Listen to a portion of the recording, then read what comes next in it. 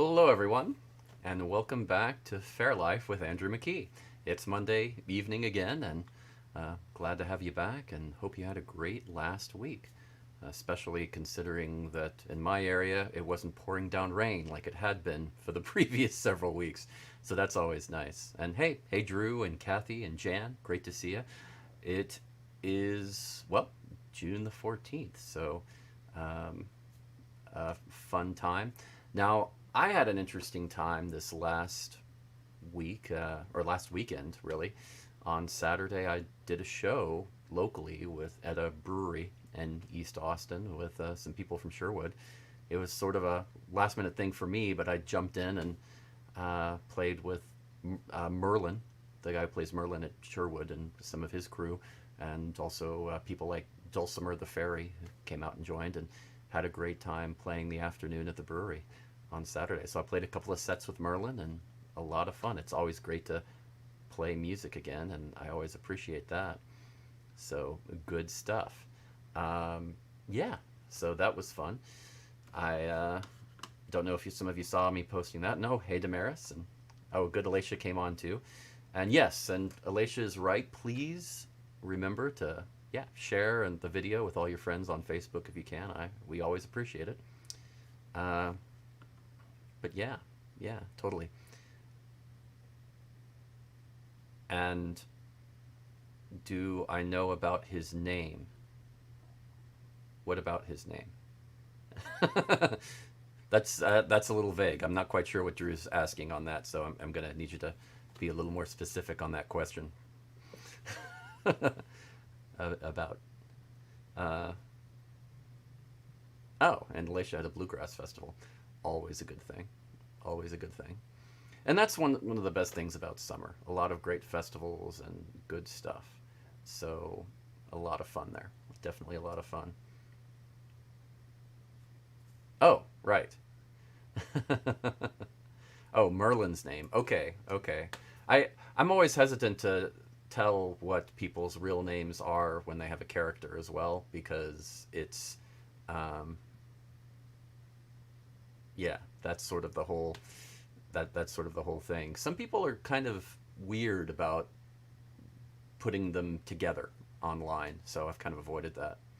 But yes, yes. Oh, well, I mean, yeah, and Drew is actually hilariously, you were one of the people that did that online when I accidentally did it several weeks ago. So, but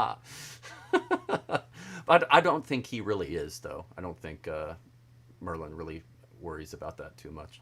So I don't think it's an issue. But I'm always hesitant about doing that. So, and I try to avoid that these days. But yeah, so another interesting thing today. Happy Flag Day, everyone. I don't know how many of you caught that today is Flag Day. And actually, I don't know how many of you even know really what Flag Day is all about in America. It is sort of commemorates the Second Continental Congress passing a resolution establishing an official flag for the country, for the nation. And it was done on June 14th, 1777. So, oh, and and Drew said that Flag Day is his grandfather's birthday. Well, that's definitely an unfair advantage. You get that bonus. But yeah, it's always June 14th. It's not like the second Monday of every month or something like that. It is always June 14th. So, yes, it is a good time. And no, I'm not frying in Austin. It's still not that hot. In Austin, several years ago, we had that summer of over 100-degree weather where it was over 30 days straight of 100 degrees plus every day that month. And yeah, after that, the 90s don't bother me. And excellent. Drew said that his people would he'd say that people were putting out flags for his birthday. It's always sometimes it's nice when your birthday is on a holiday, like Christmas, Thanksgiving. That can be rough, but days like this, you know everybody's going to have a party, so it's a win-win. That's always a bonus. Wow. Yes. But yeah, Flag Day has a bit of some interesting history to it. I think Flags are certainly a big thing that we are familiar with at Faire, certainly, and countries all have a national flag, so it is sort of a big deal. Military has their flags, countries, organizations. It's a huge thing. A lot of history involved with that, and our current flag is, I think, what, the 27th iteration of our flag. It's gone through changes as we've added states through the years. So a lot of interesting stuff. Now, okay, here's a little tidbit of knowledge. The classic story that we all grew up with was that Betsy Ross came up with the flag and sewed it. Not really true, or at least not provably true. It's a story that first got told in 1870 by her grandson when he was giving a speech at, the Historical Society of Pennsylvania. And it got popular and everybody believed it. But there's really no proof that that ever happened, at least not much. She did get paid for sewing some, what they quoted as, ship's colors? Got paid 14 pounds back then, and she did know some of the people. Like, she did know George Washington socially, but other than that, no real proof that any of that happened. So, yeah, kind of interesting. And I do recommend, if you're interested in the history of the flag, the U.S. flag anyway, I do recommend a book that I'll throw up. It's a really great, great fun book. It's called Flag, an American Biography by Mark Leibson. There you go. I'll put that on, and that way you can see that. I'll put it in YouTube as well. But yes, check that out if you think you might be interested, because it's a really good read, and very detailed on history. If you like the history of that time, I've read 1776 by David McCullough, and I found it a great book. And if you like that, you will probably like this too. But yeah. Oh yeah, I know it is hot outside, but hey, it's the summer. It's one of those things you just have to accept. If you fight it, you're not going to be happy. You have to just roll with it and accept the heat, and you'll be a lot happier with it. That's my strategy anyway. But yeah, yeah. Now, flags, of course, like I said, have a huge history in medieval times and the Renaissance. And the thing was, I mean, flags really didn't become the fashion in Europe until they were brought over, probably from the Crusades, in the early Middle Ages. So, kind of interesting with that. They started becoming fashion, and then as the late Middle Ages kind of came about, you had like flags that were symbols of, countries and kings and organizations and cities and guilds, and everybody had a flag. And it was sort of like the medieval and Renaissance business card, complete with logo. So, yeah, that's really what it was like. And getting your logo right, anybody who's tried to do one or start a business of their own knows it is not an easy process. You go through a lot of work, a lot of research, talk to a lot of people, and a lot of iterations before you settle on this is your branding. And sometimes down the road, you update your logo where you change it, just like flags have in the past. So, oh, wow. And Kristen's already booking out of Texas as soon as she can. Going north for the summer. Yes, going with the birds. I like that. Yes, and flags, of course, have a long history with the black flag is considered a pirate flag, and it's a symbol for that. And then, of course, you have the yellow flag, which is a symbol for an epidemic, where there's contagious disease on this ship or in this area, stay away. And, of course, the white flag for peace, where you can have a truce for a little while.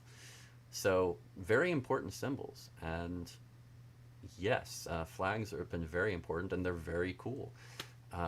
Very interesting things.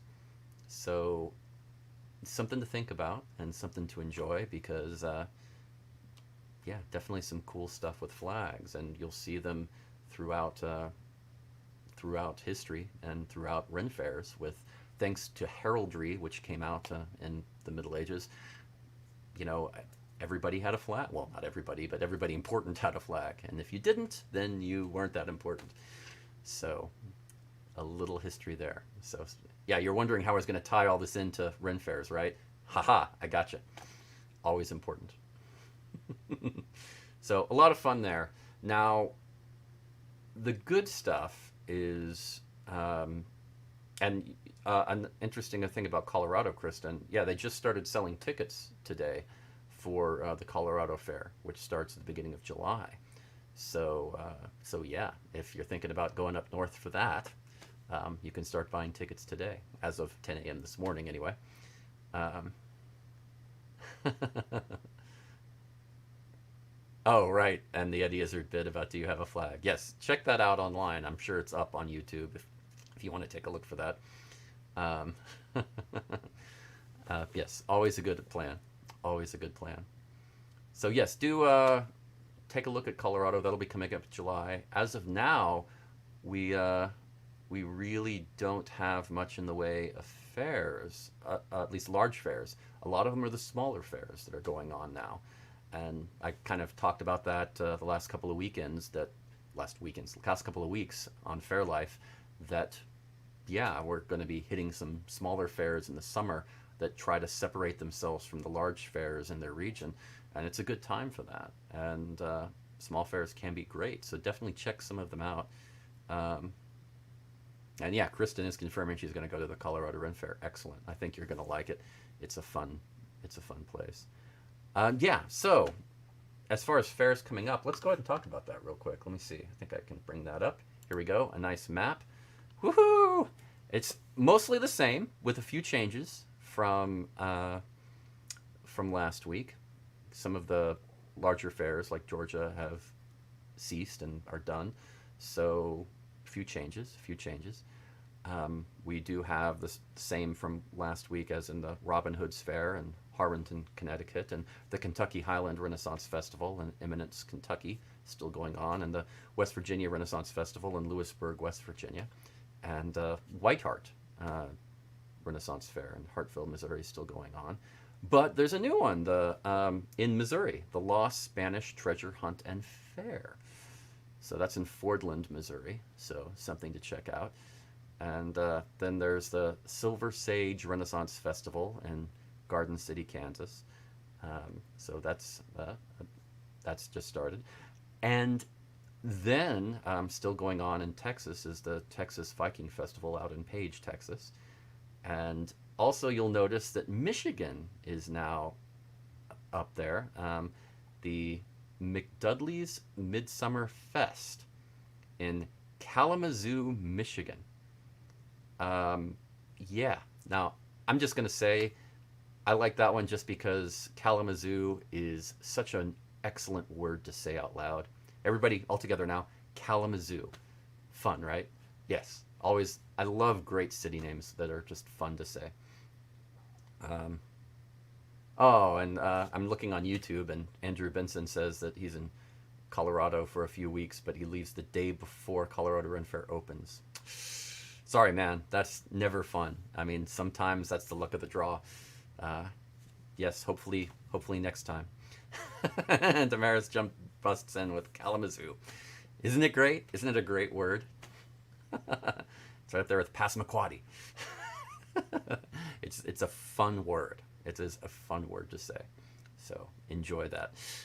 There are, of course, a bunch of Celtic festivals that are going on. It's very popular in the summer, but I'm separating those out because Celtic festivals, I don't really, they're in a different area from Fair. And if I start trying to cross over there, it's just not going to be the same. I mean, fairs are, in a way, are more about the history, and Celtic festivals are more about current Celtic culture with some history. And it's just, it's different enough for me. So I'm going to separate those out. All right. So yes, here we go. Excellent. Always fun. Okay, so Jan's going to Bristol instead of Colorado, and that's perfectly good too. They're the other, well, one of the other big festivals going on in the summer, and a very good one as well. So, very different feeling than Colorado. So, if you have been to one, definitely try to check out the other. Always a good plan. Always a good plan. Ah, so yeah, this is it's been a really weird week for me. I yeah, I really I ended up mostly preparing for the weekend, getting a lot of new songs figured out. Merlin, or as Drew pointed out, Mark likes. He does some of the songs in weird keys. Weird as in I played a key. I played a song in the key of E, which I realized I don't think I've ever done. At least not since high school band. I never. It's not a key you really find in folk music or fair music at all. It's the key of E. You see it in classical music some, but not really much else. It's an interesting key. Although some vocalists, it's a good key for them, and I think that's why he chose it. But very, very interesting on that. And oh, and Mark's here. Well, hey, howdy. So I had prepared a little bit to work on some of those songs, and it was fun because it was a challenge. When you play the same songs again and again and again in the same key, it can almost become slightly redundant. I mean, it's just like, oh, well, we're doing this again, and but it's exciting to mix it up a little bit, and this was a lot of fun because of that. I had a lot of fun just trying some new stuff and enjoying it, and of course, Mark's great, and of course, now that he's in here, I have to say that, but I was going to say it anyway. He's great and a lot of fun to play with, and always good. And that's one of the best things about Faire. And I've said this before for the last year online many times, but the good thing about Faire for musicians is you get to play with a lot of other musicians, and it's really rare that that's not a pleasant experience because they're so. The diversity keeps it interesting and fun for you, and I love that. I love that. That's always great, and this is just another fun example of that. Yeah, we shared a stage for I think one weekend. I was out there at his stage at Sherwood, and did one show out there. So, kind of, kind of got to play a little bit there during the fair in between sets, and I think that kind of was a nice precursor to that.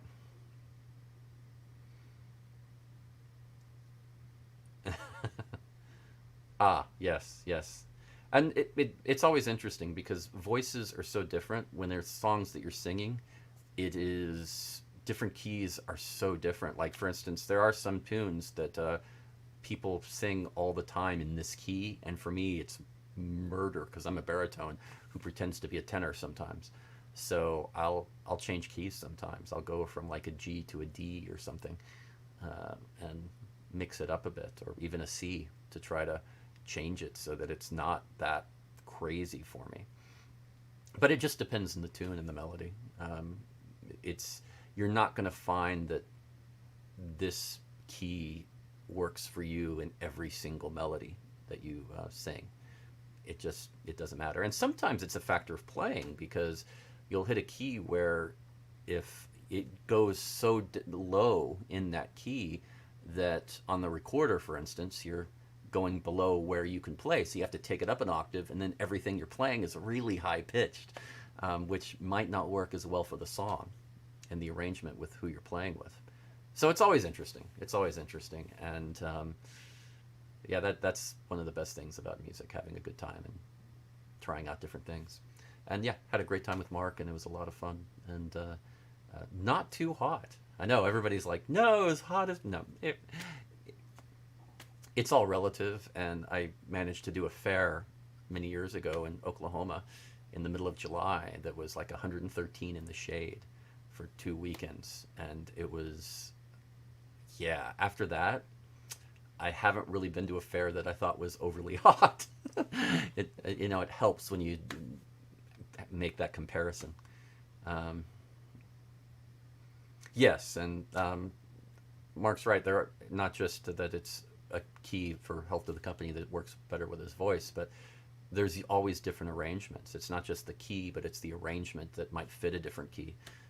Maybe it's slower or a little more mellow, so it's in a minor key as opposed to a major. I mean, you can do some really crazy stuff. Um, uh, oh yes, and I was happy about the tent overhead. Sometimes that is one thing I'm not a fan of when I'm on a stage that is just open and when it's really hot and the sun just beats down. I don't mind it being hot as long as I'm in shade, because it's a little blinding on the eyes. It's like having a spotlight, and I've never liked spotlights when I do shows that have like bright spotlights on you and you can't even see the audience.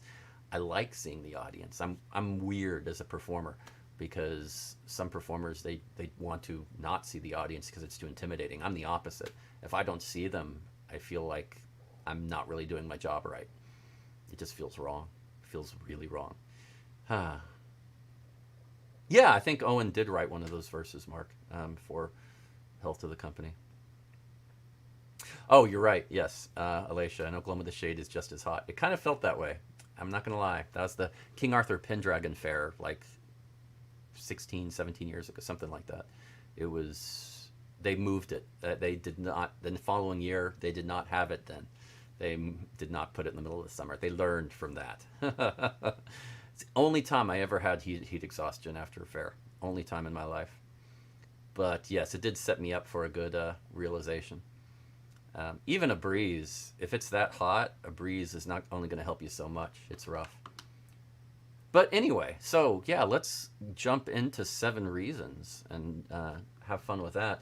7 reasons. I thought about it, and what I decided on was 7 reasons people still like flags. I'm just going with the flag theme, obviously. This is the day I have. I'm doing that. So you're just going to have to accept it. I'm sorry. So, number 7. The number 7 reason people still like flags. Now, all of us can appreciate this one, being that we appreciate fairs to some extent. At least most of you watching do. Uh, and that is the history. Because every flag has, probably to me at least, an interesting history. A place where it was created, thought up. It has gone through perhaps battles, perhaps huge momentous occasions, alterations, changes. I mean, it's really, it has an interesting history of progression. It's like the whole classic dollar bill that you write a phone number on and then send it around and to try to find out where it's been and follow it, because it just has that interesting progression. And it had, to me, that is, uh, wow, you're just going there, Laisha, calling me a nerd right there. Like anybody had any doubt, please. So number 6 is the art. And okay, I mean, I think everybody here will agree that flags, a lot of art went into it. Um, they, I mean, even the ones that are just a couple of colors with lines in between them. I mean, any artist will tell you knowing where to put that line is not common sense. There's a certain expression that goes with that. So yes, a lot of good art with that. Uh, and number five, the 5th reason why people still like flags. And here, communication. I mean, flags traditionally were used to communicate across battlefields, to ships far away from each other, um, whatever. They were used to communicate different things, and they still are. Like I said before, with I mean, every ship still has a flag on it, signifying um, this is where this ship is from, and based on that flag, they get a certain amount of protection or understanding or permission or whatever. I mean, it communicates a lot. So yeah, it is. It's still very important for communication. I, yes, very much so. So okay, number 4, 3 letters, BBQ. Okay, I'm just sorry. For me, when I think of flags, I think of July the 4th. I think of Flag Day. I'm totally having barbecue tonight, by the way, just in case you didn't know. Yes, to me, it's just an excuse to go get some barbecue because for me, it's like that's an association. You know, you have really cool food with family and friends and hang out, and it's an excuse to celebrate. So big fan, big fan for the barbecue. Definitely, definitely. So number three, sentimentality, and I think Shakespeare said it well as it's remembrances of things past, and with flags, I mean, it evokes memories. Memories of spending time with your family on holidays, seeing fireworks for the first time, which, as an aside, I think is the reason I don't like rock music. Yeah, when I first saw fireworks, I hated it, and that was when I was a baby. And then, from what my parents tell me, and later I went again and still didn't like it. Loud noises, not my favorite, but I still have the memory. Spending time with my family in parades, um, and all of that. Yeah, I mean, it's maybe your parents or grandparents putting a flag out in front of the house at certain holidays because that's what you did back in the 40s and the 50s and the 60s, and it's that tradition that keeps going. And you have that sentimentality that you remember. So, very important, I think. Oh, and I'm sorry, I know Alicia misses barbecue. And oh, for all of you vegetarians and vegans, you know, whatever type of food you associate with it is fine as well. Um, yes, yes. Oh, and you know, Kristen is right. At Disney, they do fireworks fairly well. They're far enough away. They're uh, they're still big and huge and beautiful, but they're not quite as in your face loud like some of the local gatherings were. You know, the community gatherings when you were a kid and seeing fireworks. So okay, number two. Number two, the symbolism. Now, I mean, I'm going to try not to sound like a Dan Brown novel and like the Da Vinci Code or anything.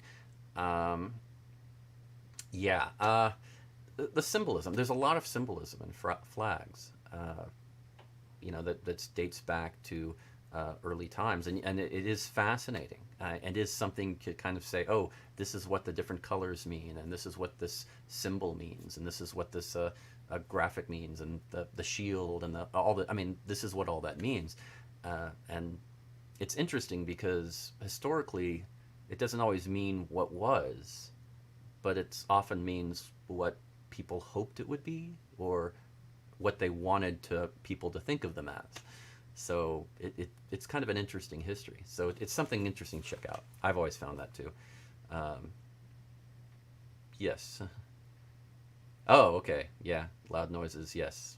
Thank you for that support on that. I've, my ears have always been sensitive, I guess, which is why I play more relaxing instruments. And please don't make too much fun of the recorder right now. I know it's high pitched, but it's not that loud. It's just high pitched. There's a difference. Okay, number one. The number one reason people still like flags. And here you go. This is the obvious one, I think. It is the focal point for our emotion.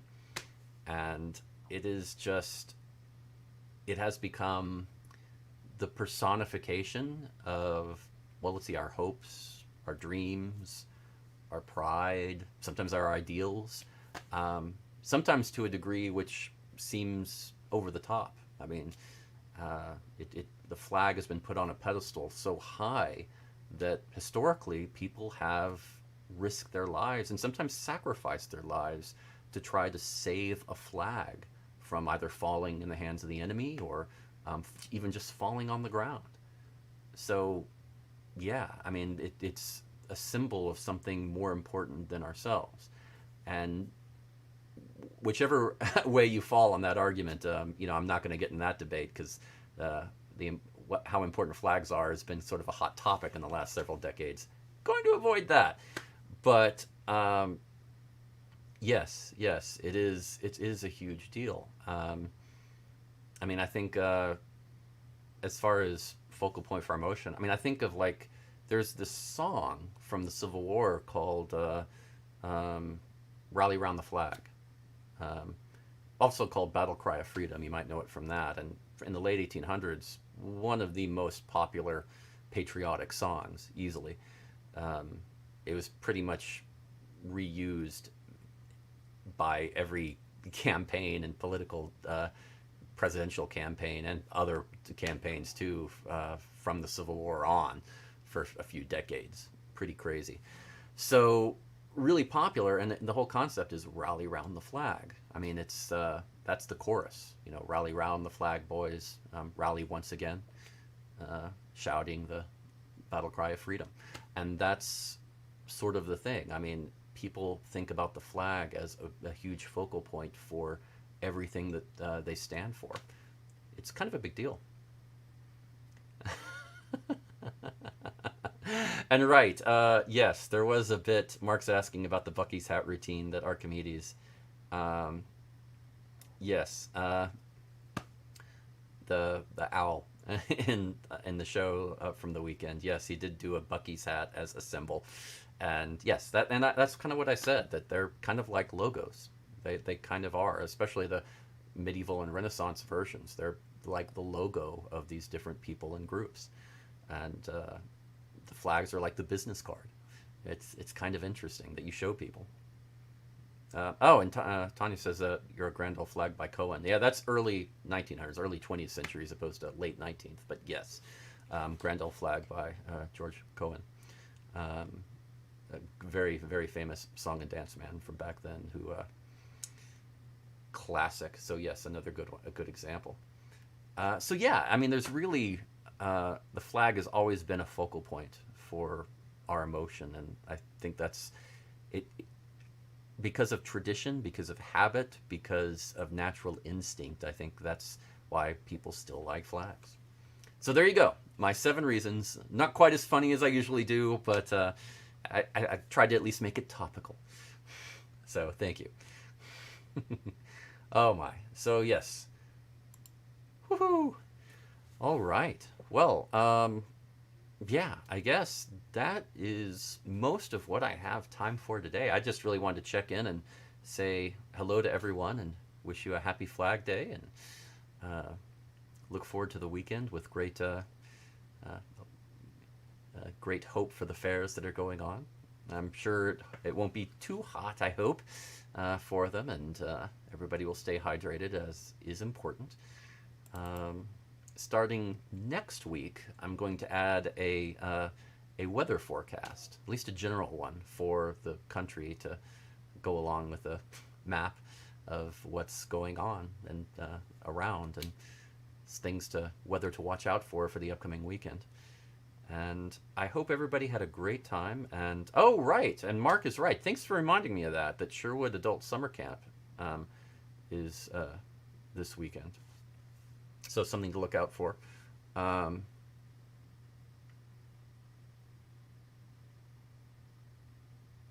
so yeah, excellent, excellent. Something to check out. I hope that goes well. So take a look for that and have a great week. And I agree with Jan. I hope everybody who's traveling this week is safe and have a good journey, because, whew, you don't want your car to break down when it's this hot. So take care, enjoy, have a wondrous time, and have a fair life. Take care. Bye.